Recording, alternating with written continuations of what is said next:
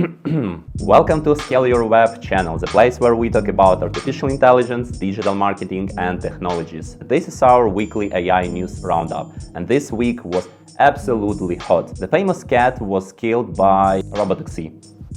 CEO of Google said that AI is actually probably a bubble. Newly released Jeffrey Epstein files showing some connection to OpenAI, and Jeff Bezos got a new job.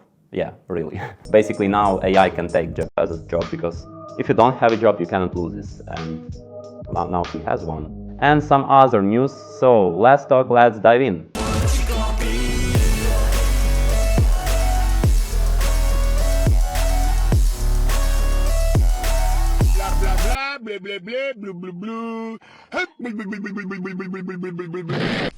The Terminator is the Jeff Bezos is back.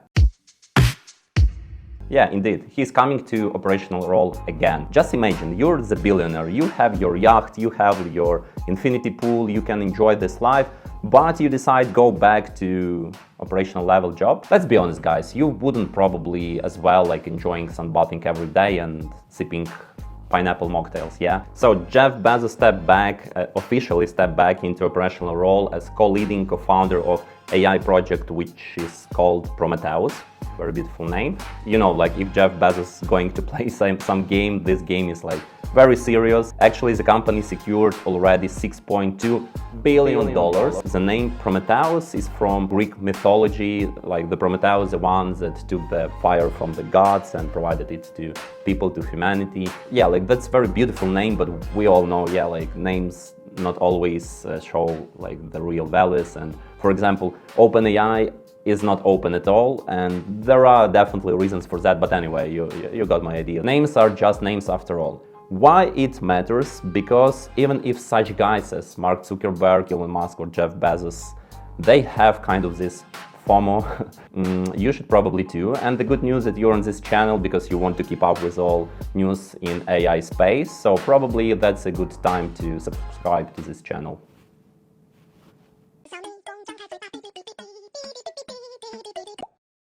While we talk about AI, cyber war and AI agents and robots, etc., remember that there are still just like humans that can put like lion's share of internet down. That's actually what happened this week when someone working at Cloudflare, and Cloudflare is a company that supports actually like really half of internet and many websites, many web applications. ChatGPT, for example, was down, and also because of outage of Cloudflare this week. And of course, on every corner on Reddit and every chat, there were a lot of discussions that AI started attacking Cloudflare infrastructure, which is like critical for internet, etc. My refrigerator also joined rebellion, etc. But issue was more prosaic. I am putting my screwdriver everywhere. The CTO of Cloudflare just reported that basically some specialists at the company configured incorrectly some settings, and part of the servers and part of the services of Cloudflare were down, and because of that, the half of internet was down. I am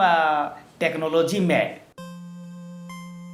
It's me again, guys, and I'm recording this video not to show you my beautiful Christmas tree, but because today Cloudflare is again down. Today is 5th December, and this morning I decided to play around with Midjourney and the website was down.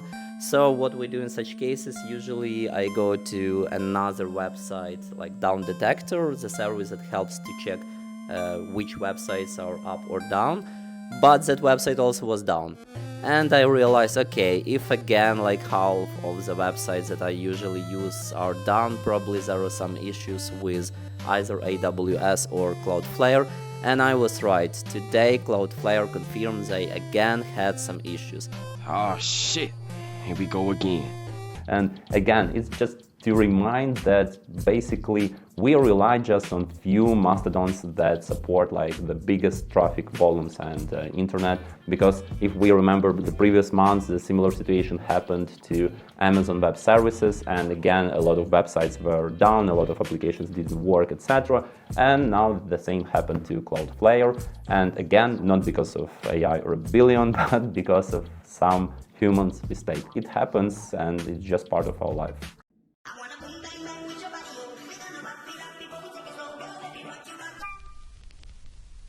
amazing news from my favorite company, Google, because this week they released Gemini 3.0 or GeminiPRO, which is their flagman AI model, which is multimodal, which means you can work with text, with videos, with images.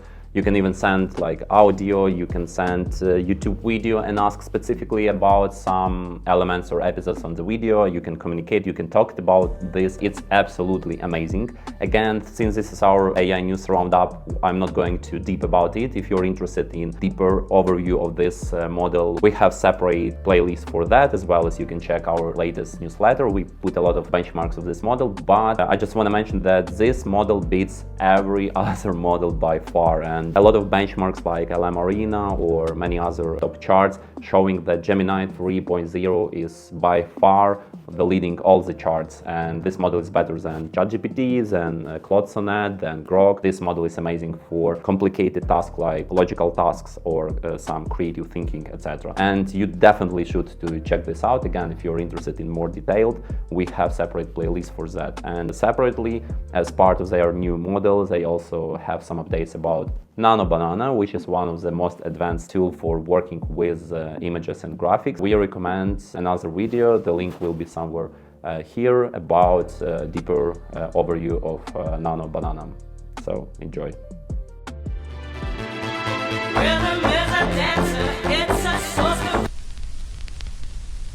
Guys, I just quickly wanted to remind you that we also have our newsletter, newsletter.scaleyourweb.com. It will be somewhere here or here. You can subscribe to this newsletter, and it's really amazing way to keep up with all like AI updates and important events, important news. It's not just like news, like teasing topics, etc.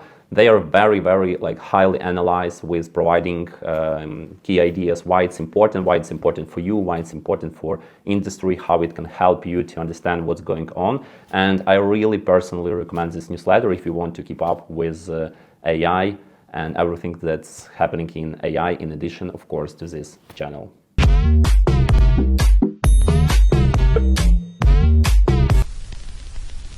CEO of Google said that AI smells a little bit like bubble. Yeah, like Nvidia, which this year got $4 trillion of capitalization. 4 trillion. I'm not sure you understand the number, but there are just few companies in the world, in the entire world, that have like annual GDP higher than the evaluation of just one company. Like the whole economy of United Kingdom is less than the evaluation of just one company. And this is a little bit insane, to be honest. Basically, CEO of Google, Sundar Pichai, had the interview on 18th of November. And in his interview to BBC, he said that, like, the CEO of Google is a very polite guy, unlike many other CEOs of big tech. He said that, like, his citation was that AI market has some elements of irrationality. This is bubble, yeah.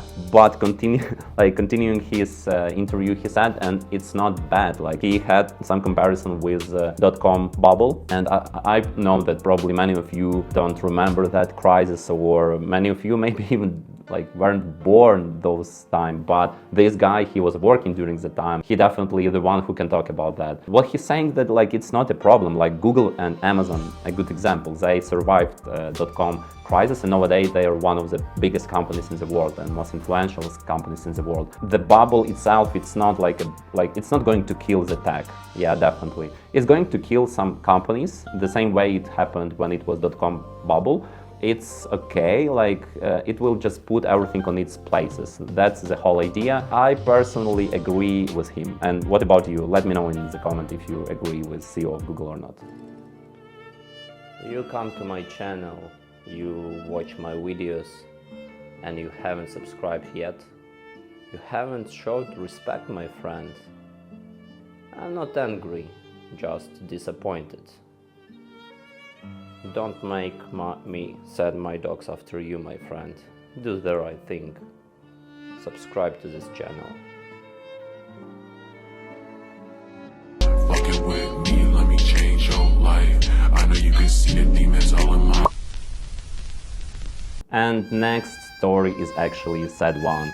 The mayor of 16th Street was killed by Waymo. The mayor of 16th Street is actually a cat, and Waymo is a company behind the robotaxi, and they work and operate already in few US cities like San Francisco, Phoenix, Austin, Los Angeles. By the way, my cat knows that I'm talking about the sad story about the cat, and actually the cat the cat's name in San Francisco was Kit Kat, which is even more like sad for me because my first cat's name was Snickers. Snickers died this year.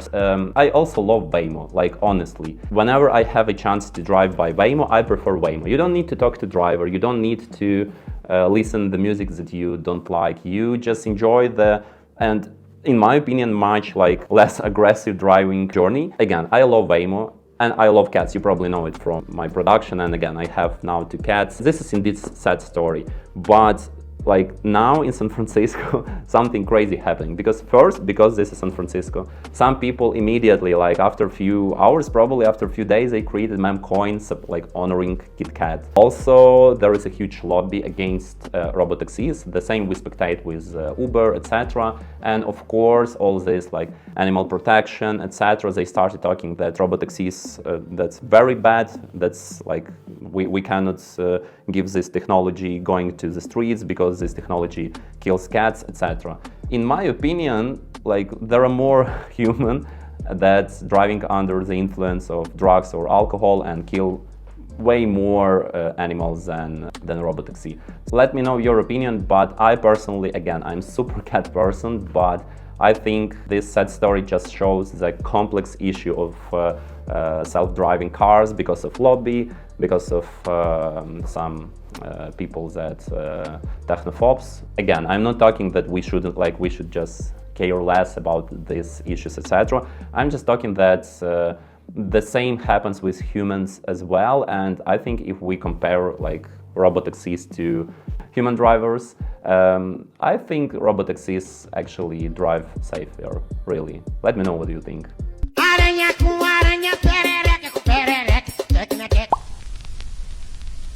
The next news is about Jeffrey Epstein files, and to be honest, this is one of the hottest topics in US news.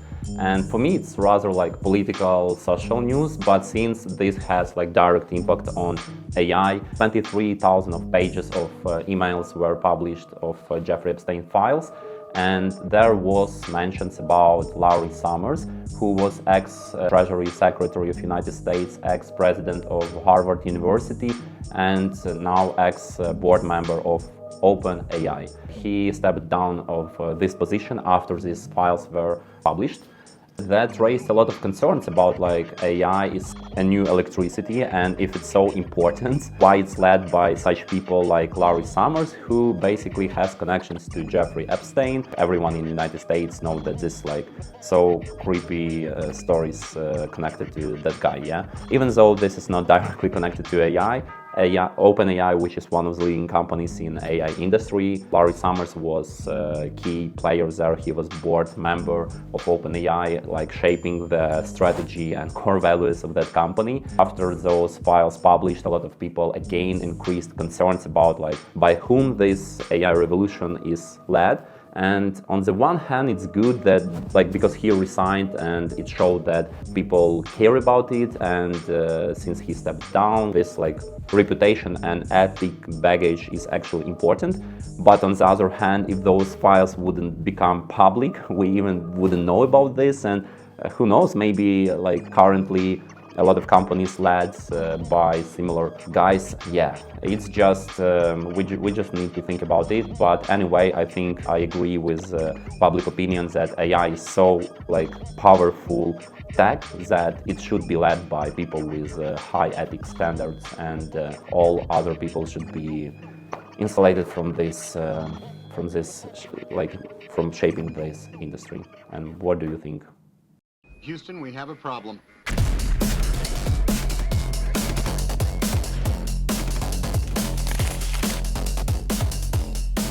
And remember, AI will not replace you, but that's not for sure. But people that use AI will replace you, that's for sure. So, in order to keep up with all news about AI and everything what's going in AI world, be sure to subscribe to this channel, hit the like button in order not to miss our next episode of Weekly AI News Roundup. And for now, that's it. See you soon, guys.